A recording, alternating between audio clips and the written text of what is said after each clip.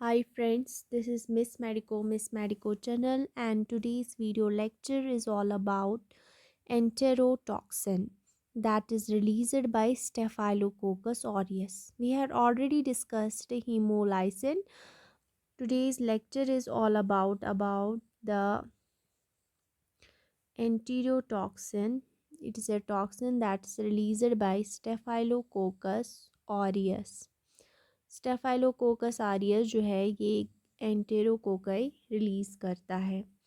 And ये जो toxin है जिसको हम लोग एंटेरोटॉक्सिन बोलते हैं, it is responsible for manifestations of staphylococcal food poisoning. जो स्टेफाइलोकोकस की वजह से फूड पॉइजनिंग होती है वो इसी एंटेरोटॉक्सिन की वजह से होती है। That is manifested as nausea, vomiting and diarrhoea. इसमें गैस्ट्रोइंटेस्टाइनल सिम्टम्स होते हैं। इस ये पर्टिकुलरली हमारे स्टोमक इंटेस्टाइन्स पे इफ़ेक्ट करता है, इसलिए इसको एंटेरोटॉक्सिन बोलते हैं। तो इसमें जो सिम्टम्स होते हैं वो नौशिया, वॉमिटिंग एंड डायरिया के होते हैं 2 to 6 hours after consuming contaminated food containing preformed toxin। ये 2 से 4 घंटे के बाद डेवलप होते हैं ये सिम्टम्स, जब कोई पर्टिकुलर बंदा कॉन्टामिनेटेड फूड जिसमें ये ऑलरेडी ये प्री फॉर्मड उसमें पाया जाएगा ये टॉक्सिन। दैट मीन्स इसमें ऑलरेडी कंटामिनेटेड फूड जो है, फूड में ये स्टेफाइलोकोकस ऑरियस का टॉक्सिन होगा, तो वो कंटामिनेटेड फूड कोई इंसान, कोई बंदा खाएगा, उसको ये हो सकता है, जिसको हम बोलते हैं staphylococcal food poisoning. This toxin जिसको हम एंटेरोटॉक्सिन बोलते हैं, it is relatively heat stable. इसको हीट से कुछ भी नहीं होता है, ये हीट स्टेबल है, resisting 100 degree for 10 to 40 minutes. ये 100 डिग्री तक रेजिस्ट कर सकता है और 10 से 40 मिनट्स तक के लिए ये हीट बर्दाश्त कर सकता है। और it depends upon the concentration of toxin and nature of medium. ये मीडियम के नेचर पे भी डिपेंड करेगा। अगर कार्बोहाइड्रेट और प्रोटीन ज़्यादा होंगे और वहाँ पे कॉन्सेंट्रेशन ऑफ टॉक्सिन ज़्यादा होगी तो ज़्यादा रेजिस्ट करेगा ये हीट को 10 से 40 मिनट्स तक के लिए। ठीक है, इसके जो एंटेरोटॉक्सिन है इसके सेरोलॉजिकली 8 टाइप्स पाए जाते हैं और वो डिस्टिंक्ट होते हैं, अलग अलग होते हैं। एंटेरोटॉक्सिन A to E और G to I और 3 सब types of C। Enterotoxin C के 3 सब टाइप्स है और इसके जो वैरायटीज़ है वो 8 पाई जाती है, जिसको हम लोग देखेंगे। ये है स्टेफाइलोकोकल एंटेरोटॉक्सिन A, जो मोस्ट कॉमन होता है टॉक्सिन, ये बहुत कॉमन पाया जाता है स्टेफाइलोकोकल A एंटेरोटॉक्सिन, और यही स्टेफाइलोकोकल फूड पॉइजनिंग के लिए रेस्पॉन्सिबल है। फिर जो स्टेफाइलोकोकल एंटेरोटॉक्सिन B है, it is studied as a biological weapon. ये बायोलॉजिकल वेपन के तौर पर इसको स्टडी किया जा रहा है। फिर जो C है एंटेरोटॉक्सिन, स्टेफाइलोकोकल एंटेरोटॉक्सिन C है, it's has been commonly isolated from animals. इसको एनिमल से आइसोलेट किया गया। Staphylococcal enterotoxin D food poisoning के लिए रेस्पॉन्सिबल है, ये फूड पॉइजनिंग करता है। Staphylococcal enterotoxin F is associated with toxic shock syndrome. ये हम पढ़ेंगे आगे कि ये टॉक्सिक शॉक सिंड्रोम क्या होता है। इसमें हाइपोटेंशन होता है, पायरेक्सिया होता है, तो ये हम लोग पढ़ेंगे। It is because of the staphylococcal enterotoxin F toxic shock syndrome. Staphylococcal enterotoxin G जो है, that has minor role in food poisoning. Staphylococcal enterotoxin H जो है, ये भी फूड पॉइजनिंग करता है।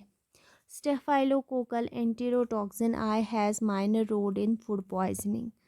ये मैंने यहाँ पे मैकेनिज़्म दिखाया है। ये हमारी स्टोमक की सेल्स है, पूरा जो है स्टमक की लाइनिंग है, जिसको हम लोग एपिथेलियम बोलते हैं। तो एंटेरोटॉक्सिन जो है ये एंटर करता है और वहाँ पे एंटर करता है थ्रू द गॉबलेट सेल से। गॉबलेट सेल है या म्यूकस प्रोड्यूसिंग सेल जो है, वहाँ से गुज़र के ये एक्टिवेट करता है हमारी मास्ट सेल्स को। जब मास्ट सेल्स एक्टिवेट हो जाती है तो मास्ट सेल से सेरोटोनिन रिलीज़ होता है। यहाँ पे मास्ट सेल्स ने सेरोटोनिन रिलीज़ किया हुआ है। जब सेरोटोनिन और हिस्टामिन रिलीज़ हो जाएंगे तो इससे जो नर्व्स है वो स्टिमुलेट हो जाएंगी, जिसकी वजह से यहाँ पे इमिटिक रेस्पॉन्स जो वैगस नर्व है, यहाँ पे ये वैगस नर्व स्टिमुलेट होएगी, वैगस नर्व स्टिमुलेट होती है, तो जिसकी वजह से इमेसिस होती है यानी वॉमिटिंग होती है इस टॉक्सिन की वजह से।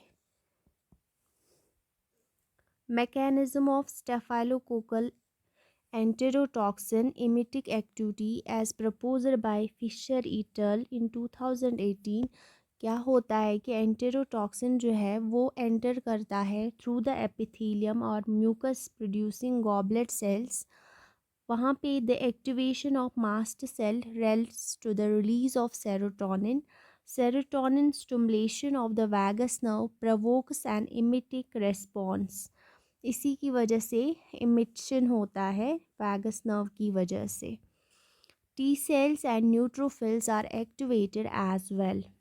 देखा गया कि टी सेल्स और न्यूट्रोफिल्स जो है वो भी एक्टिवेटेड होती है, लेकिन देयर रोल रिमेन्स अनक्लियर। ये जो फिगर है ये सारा जो मैकेनिज़्म है कि सेरोटोनिन जो है वो रिलीज़ हो जाता है मास्ट सेल से और हिस्टामिन वही वैगस नर्व को इरिटेट करता है और इसकी वजह से इमिसिस होती है। इस फूड एंटेरो टॉक्सिन की वजह से स्टेफाइलोकोकल फूड पॉइजनिंग होती है। एंटेरोटॉक्सिन जो है देखा गया कि ये एक सुपर एंटीजन है। ये प्रोटीन जो है एंटेरोटॉक्सिन, इसका नेचर प्रोटीनिशियस है और ये सुपर एंटीजन एक्ट करता है। क्यों करता है सुपर एंटीजन एक्ट? क्योंकि ये प्रोटीन जो है मैक्रोफाजेस एंड टी सेल्स को ऐसे इंटरेक्ट करते हैं कि उनकी एक्टिवेशन जो है वो एक नॉन स्पेसिफिक मैनर में कराते हैं, जिसकी वजह से this results in massive cytokine release. जिसकी वजह से साइटोकिन जो है वो रिलीज़ हो जाएगा बहुत ज़्यादा, तो जिसकी वजह से ट्यूमर नेक्रोटिक फैक्टर इंटरल्यूकिन्स वगैरह रिलीज़ होके वहाँ पे मैसिव इन्फ्लेमेशन हो जाएगी इस एंटीरोटॉक्सिन की वजह से।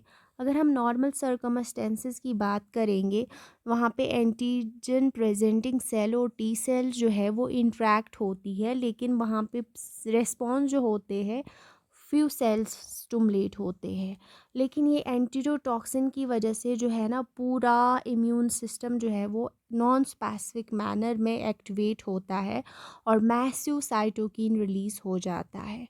यहाँ पे मैंने दिखाई इस सुपर एंटीजन की वजह से जो हमारा एंटेरोटॉक्सिन है ये यहाँ पे बाइंड हो जाता है मैक्रोफाज और टी सेल को, ऐसे वो स्टिमुलेट करता है कि साइटोकिन जो है एंटीरोटॉक्सिन जो है ये सुपर एंटीजन एक्ट करता है, जिसकी वजह से यूनिक मैनर में मैक्रोफाज जो कि एंटीजन प्रेजेंटिंग सेल होती है और टी सेल जो है ये स्पेसिफिक मैनर में बाइंड होके साइटोकिन जो है वो रिलीज़ कराते हैं, जिसकी वजह से फिर बाकी सेल्स वहाँ पे बहुत सारी सेल्स जो है वो आ जाती है और इम्यून सिस्टम जो है वो बहुत हद तक बैक्टीरिया से मुकाबला करने के लिए आ जाता है। ये बहुत ही एक्टिव रोल प्ले करता है इस रेस्पॉन्स को स्टिमुलेट करने में। ये था हमारा एंटेरोटॉक्सिन। आई होप आपको वीडियो समझ में आया होगा। अगर आपको कोई क्वायरी हो तो कमेंट सेक्शन में आके डू कमेंट। Thank you.